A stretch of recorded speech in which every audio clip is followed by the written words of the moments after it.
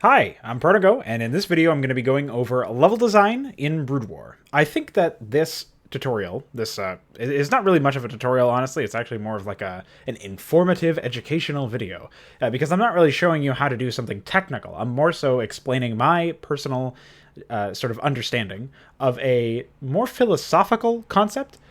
There are technically better ways and more efficient ways to do things like this, but for the time being, I thought I would focus just on how my experience with Brood War has shaped my understanding of level design.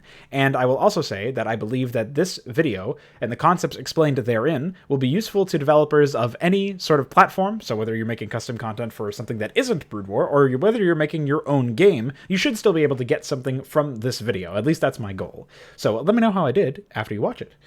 Now, level design in Brood War, in order to explain it in the most succinct way possible, I want to just go over the anatomy of what a level actually is. Now, I'm going to refer to it as maps most of the time, because that's what we call things in Brood War.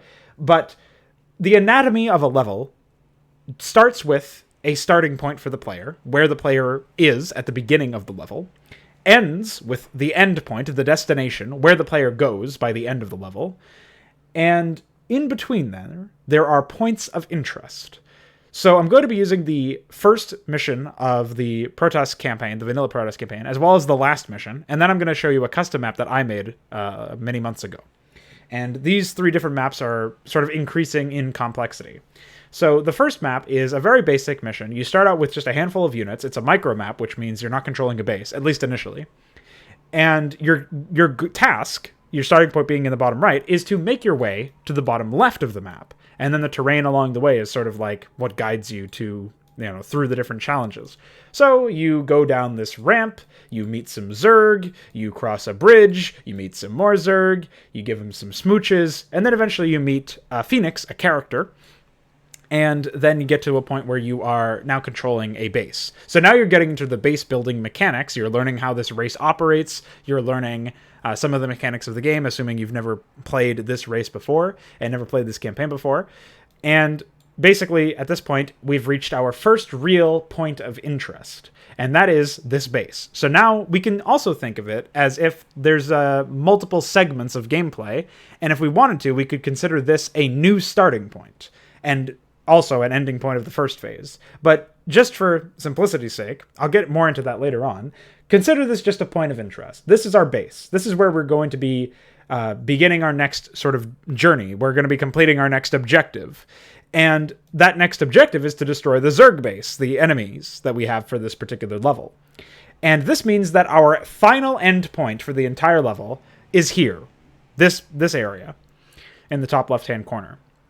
Now, that means that we now have to decide what pathways we're going to take to get from our start point to our first point of interest, which is, again, this area, to our end point. And since there's really only one major point of interest along the way, it's sort of like going from point A to point B to point C, where C is our end point. But we can still elaborate on this a little bit further, and I'm going to show you how.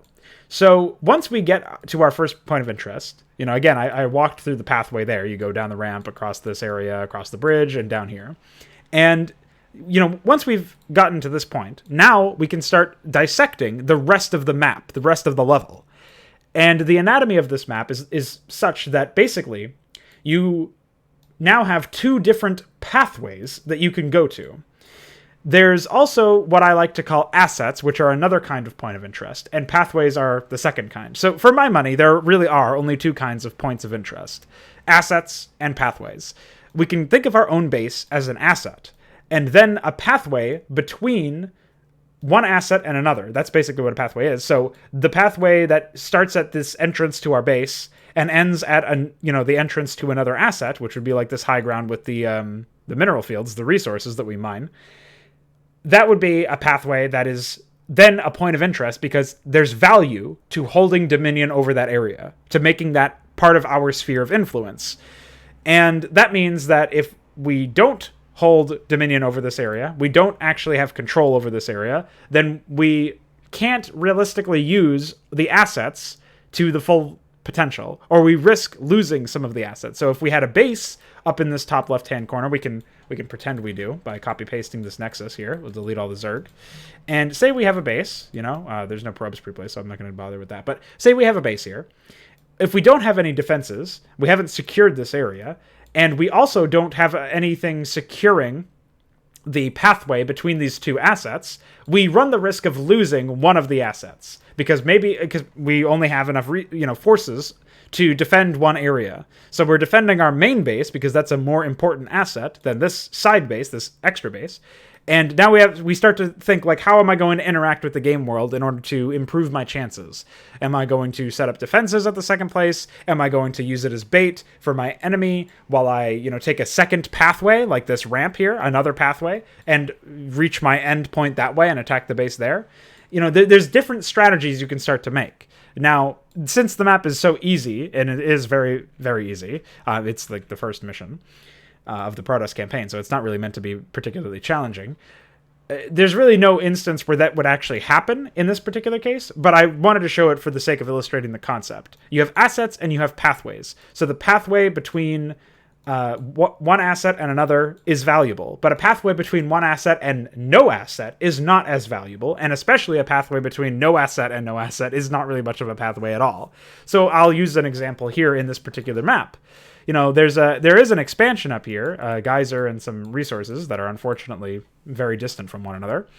And theoretically, this could be construed as an asset, even though it's unlikely that players will ever need to use it. They don't really need to expand at all in this mission. So theoretically, you could say, oh, I can expand to this area. I can take command of this asset. That means that the two bridges here are now pathways between our main base, which is an asset, and our expansion in the top right, our secondary base. So now, all of a sudden, we've created additional value. I'll switch to the terrain layer so I can select all of this stuff. We've created additional value in this area, in this pathway, just by controlling assets that are connected by that pathway. Because now we want to make sure that we aren't getting caught out of position with our units. The Zerg aren't taking advantage of this pathway and using it to attack us in a way that we wouldn't expect. So we want to at least have vision of it, if not having complete dominance of the area. So we can at least have a warning for when we're going to get attacked. So we're not completely caught with our pants down when it actually happens. However, that still doesn't justify this area in the bottom right. Once we have our base, we're never going to go to the bottom right-hand corner of the map again. We're never even going to go south of this bridge again, really. And that's because there's no assets down here. There's no base down here. There's nothing. There's not even an enemy stronghold down here that would be useful to destroy so that we are depriving our opponent of an advantage, of an asset of their own. Because depriving an opponent of an asset is still an asset in our favor, to some degree. So there's still gameplay to be had there. There's still interactivity to be had there, if that's the case. But since it isn't, it's a useless area of the map, where once we walk past it in the initial stages, there's no point in looking at it anymore. There's no point in interacting with it anymore, because there's nothing to interact with. So all of a sudden, this entire choke point here, where the Zerg are, it's a pathway to nothing. It's a pathway that's connected to our asset in the top right, but not connected to another asset on the other end. So it's completely worthless to us. It's not going to be valuable at all. Now, if the AI used this area, like they dropped some units down here and attacked us from the south, then you could see where there would be value in holding dominion over that area. And you could solve that problem by either destroying the main base so their attacks no longer attack you, and you've also won the mission, or by securing this pathway, and thus that creates value for that pathway. Now it is something that we should prioritize to some degree. So that's basically how you can conceptualize, value as they are, like points of interest in general. Remember that pathways need to be connected to assets in both sides. On both ends. So ideally, a pathway would be connected to more than just two. That would be a really important pathway to have. For example, this center area is an important pathway to control if you have an expansion in the top right, an expansion in this plateau, and your own base, because now you have three assets that are controlled or connected to this one pathway in the middle, plus the enemy base, which is an endpoint, which is our main goal, our ultimate destination.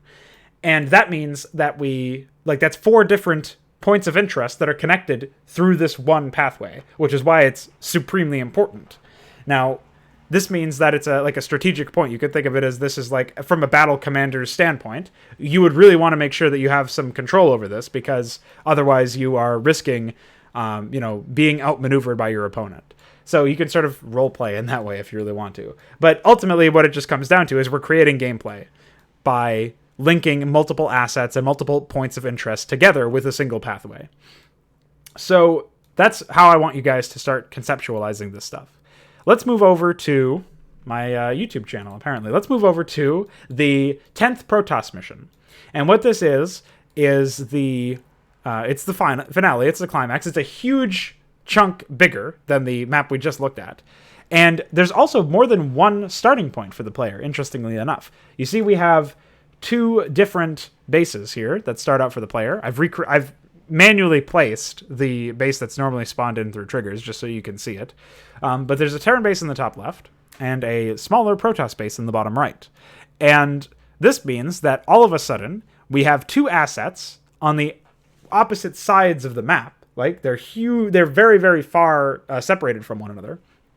So any pathways that connect these assets that are easy for us to take control of, as in not being not populated by enemies, are instantly high priority, which means that we would want to take control of like this area, which is also an asset just because it has resources. Maybe this path down here, this low ground. Or maybe we would want to go to the south and wrap around that way. So this creates value for this pathway, which is already valuable because it connects us to this asset here, this expansion. And again, we can see where this concept is paying off in theory. Now, the map itself is not difficult enough for us to ever actually need to link our forces together. So we don't actually need to do this in practice. But if this map were really challenging and you needed to consolidate your forces for some reason, and not, have a united attack as opposed to separate fronts, you would have to take control of pathways, or you'd have to take control of certain gameplay elements, like perhaps using Arbiter Recall or something, and you'd have to navigate the map in some sort of intelligent way, and you'd have to break it down in your head as an asset and a pathway, and pathways between assets and such.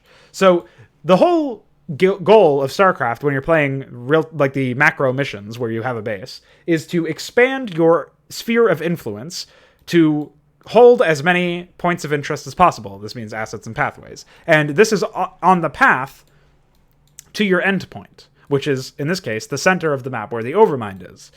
And the whole idea is that you have to destroy this big, ugly egg thing, and once you do that, you've won the mission. So you start in these 2 corners, these opposite corners of the map. You attack towards this area, and in order to crack the shell of the Zerg, you have to expand to the top right, above the Protoss base in the bottom right. You have to expand to like the middle right or whatever, or maybe you expand down here. And then as the Terrans, you expand your sphere of influence either, down here, south of their starting base. I keep using my taskbar, sorry about that. And then up here in the north is another base that you could take. So those are 4 very viable expansions that you could take. Let's talk about some expansions that are not so valuable. And this is where we get into critiquing level design, which I haven't really done up until this point. So down here, this base, this asset, is not really that useful to the player because it's very, very close to the Zerg bases. And this is a map where once you destroy the first of 5 Zerg bases, you've probably already gotten to the point where the Zerg are not going to, really beat you back. Because you fought through the initial waves of defenders, and you're going to be on a roll to the point where you're able to just continue to attack move, from wherever your forces are to the destination. So if you're already securing this area, this asset, that means that you're probably destroying these initial red bases, which means you're probably in a position to destroy the Overmind itself and win the mission. So at that point, when you're so close to winning the mission and you actually likely don't need this expansion, then suddenly this asset doesn't hold a lot of value. So we could delete this and it probably wouldn't impact gameplay too much, if at all. The same is true for the top right. There are 4 geysers here, and 2 Hydralisks that the Zerg will just use for defense after you attack them, so there's no gameplay generated by them being here. The AI does not expand to any of these expansions. It would be different if the AI took that base in over here. That's a crucial thing to point out. If the red AI expanded up here, that would be different. Suddenly, there's value in destroying it, so the AI have less production structures to build units to attack you. So then I can understand, I can make an argument for, at least holding dominion over it, even if you don't end up like actually taking it for yourself. You can place some artillery up here. You can secure it with the Protoss as well. You could put some high-tech shit over here and stop them from taking this base, even if you didn't plan on taking it yourself. So I can see an argument being made in some cases, but since the AI doesn't expand in the actual level, they don't build a base over here, it ends up falling flat. There's not very much in the way of actual value generated by that. So then we look in the top right. Now we have 4 Vespene geysers that are in the top right. They're not going to be very useful to us because what's most useful to players are mixed bases with minerals and gas, which are stuff that you see here, right? All the teal stuff is minerals. All this is a geyser, so that's where gas comes from. So over here we just have one component of a effective asset, a high value asset. And yes, there are 4 of those components here. But it's unlikely we're so desperate for this resource, especially after taking a couple of expansions, that we actually need to come up here. And since there's no expansion attempt from the AI, there's no value generated from holding this area. So all pathways between the assets we end up taking, like this one, and the theoretical asset of these 4 geysers are null and void and have no, there's nothing attractive about them. Now, at least if you took this expansion in the top middle, suddenly this area over here, this high ground area, is valuable because it is an attack point. Sort of like how we talked about the first Protoss map and how the overall you look at it and you think, oh, if the AI attacked me from the south and they dropped units there, it would still be worthwhile holding that because it turns into a point of interest just by the AI using it to marshal their forces. It turns into an asset for your enemy. And if it's an asset for your enemy, holding dominion over it can mean that you're neutralizing the advantage they get. So if they're using this high ground area to marshal their forces to attack your expansion, then holding this high ground area is suddenly worthwhile. But only because you now have an asset here. So that this is, again, creating gameplay using and significance of pathways by getting more assets and connecting them with your opponent's assets or your own assets. And I guess at the end of the day, it's easy to look at this really old production and nitpick about it, but I think it's important as a lesson for current content creators. It just, you look at this bottom left area, and there are a lot of minerals, but again, no gas, so only one component of a really high-value asset. And as well, the AI never comes down here and expands themselves. They're just 2 combat units that they're just going to use for defense when you attack them, so they're completely basically completely worthless. Like, you can safely ignore them. And, this is so close to the Zerg anyways that it beggars belief that they wouldn't attack you because this is just a close-by base. So even securing it, you would have to destroy some of these bases in order to make them worthwhile at all. In order to secure this asset, you would have to destroy this enemy asset, which means you're probably in a position to just win the mission.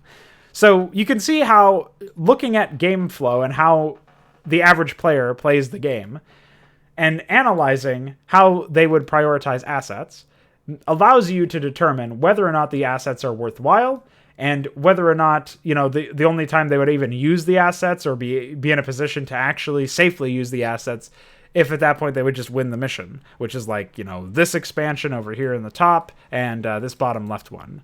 And this top right one, nobody's ever going to use it. There's never going to be a person who uses this. Never. The only way you would use this is if you were role-playing and deliberately delaying winning the mission, which is not really a legitimate use, right? You're never going to use this and be like, wow, I really got an advantage out of using that. It's just not going to happen. So when we look at the game flow for this mission, the top right and bottom left are the most ignored, least traveled parts of the map. So how can we add value to them? Well, like I said, we could make the AI expand. We could complete these expansions so that there are minerals there. We could make an AI ally that uses these bases, and that would create value because now it's an allied asset. We could make it a co-op mission, a 2-player mission, where one of the players can use this stuff and the other player can use the stuff in the bottom half of the map or something like that. There's many different solutions to this problem. Just in the idea of keeping it single player, we could just make the enemies of the player actually use it and start out with some more stuff here or expand here. And just by virtue of an enemy asset being there, it would be valuable to destroy. Now, I'm not saying that it would generate a whole lot of gameplay and suddenly these would be buzzing trade centers of, activity. That's not what I'm saying, because it's still pretty out of the, very, very far off the beaten path to your end point. But at the very least, there would be some gameplay generated by it, because the enemies would attack. They'd marshal forces from this area and attack the player, originating from this exact origin point. They would increase the strength of defenses that the AI has access to just by virtue of being additional factories for the AI to produce units from. So that even though once you say you've wiped out some of this stuff and stopped them from being able to produce units, well, they can still produce units because they have a base in the top right that the player didn't get. Stuff like that. So I think that that's important to note. At the end of the day, this is a much larger level, which means that there are more pathways overall, but not every one of the pathways is actually valuable. And it's not even like a good percentage of the pathways are valuable. In fact, a lot of them are not. So this is something we want to avoid going forward.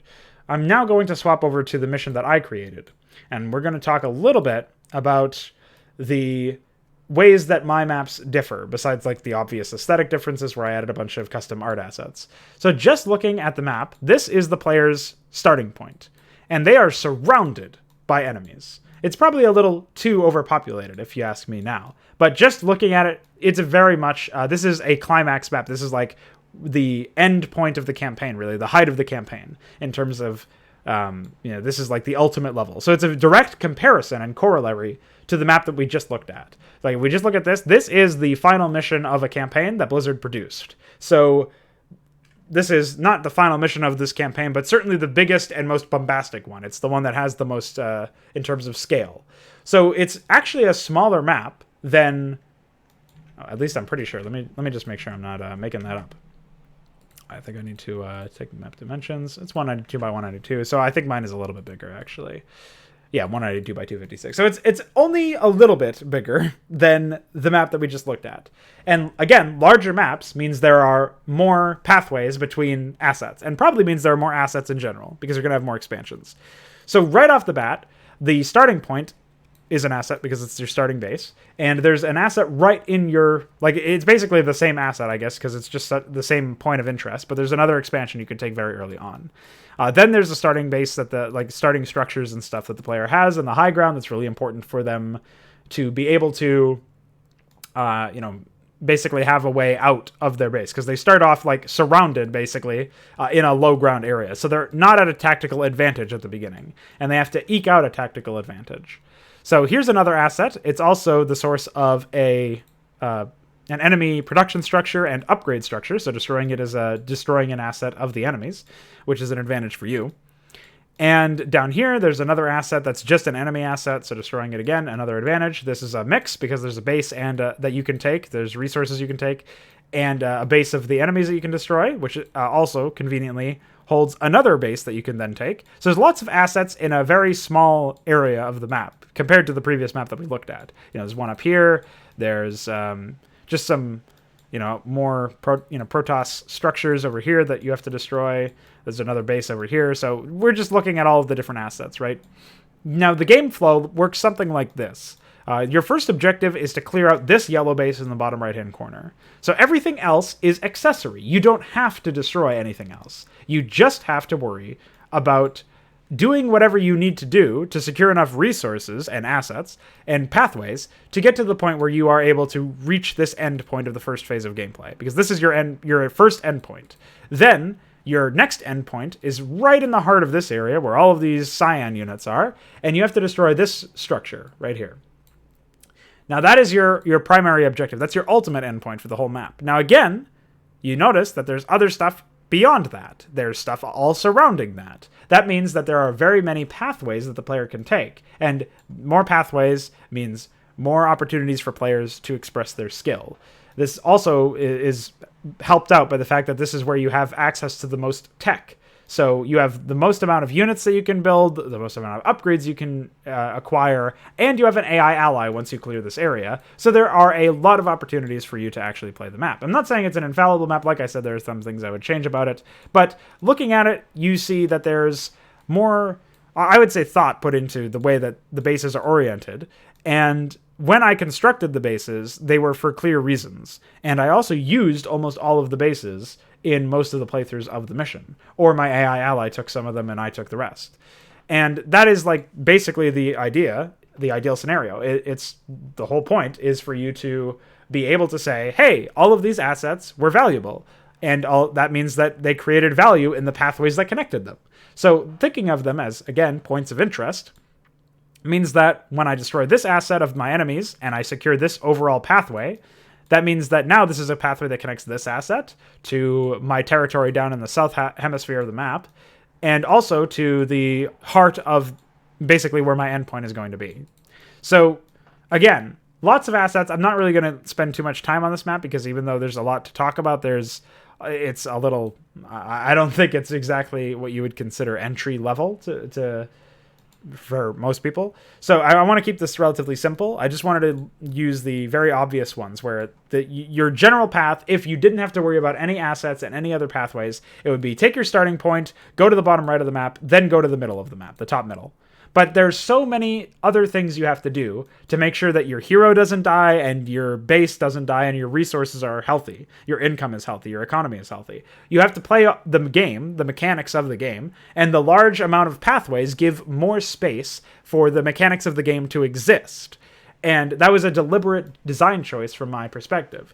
So when you're making your levels, even if you don't necessarily want them to be incredibly challenging and difficult, which is the space that I operate in usually, even if that's not your forte, even if that's not what you want, what I would instruct you to do, what I would ask you to do, is see if you can justify every area of your map. And it doesn't necessarily mean that there has to be gameplay in every area of your map, because stuff like this water, stuff like these bridges, they exist to funnel gameplay down certain pathways. Because, the fact that there's water here means that you can't use ground units to traverse this area, which means, the fact that there's no ramp into this high ground area means that you have to use air units or transports to get your units and take command of this base, basically. So that is a good example of why it's important to be able to justify it. I wanted this area to be an island expansion.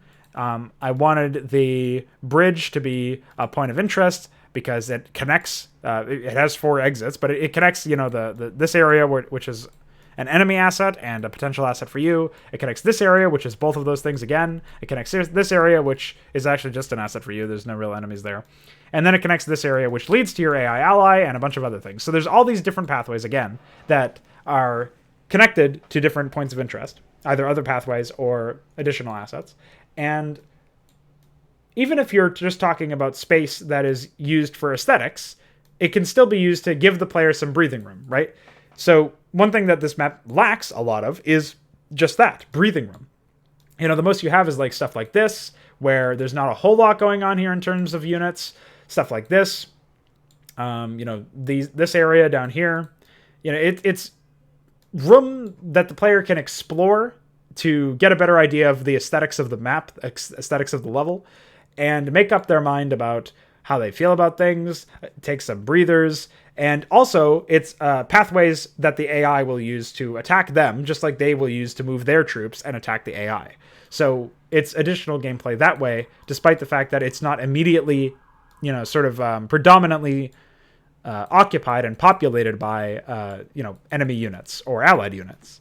So even though there's nothing immediately pre-placed in some of these areas, and admittedly there are very few areas that have pre-placed units, it's a bit of a mess of a map, honestly, looking back at it, you still have the whole idea over here, there's a burning structure that's been abandoned, there's some doodads, some set pieces, and, just the general pathway here allows the connection of an enemy asset to a potential asset for the player, to more enemy assets and player assets, and more pathways in general. And this will allow troop movements between the two for both the enemy and the ally and the player. So again, gameplay is generated here, but also room for the player to just explore the map and, catch their breath in between fighting. So when you're designing your levels, make sure you keep these concepts in mind. If you have anything to add or any questions, please feel free to ask them. Anything else I can elaborate on, I would love to have conversations about this and what other people think about this sort of thing. So let me know what you think.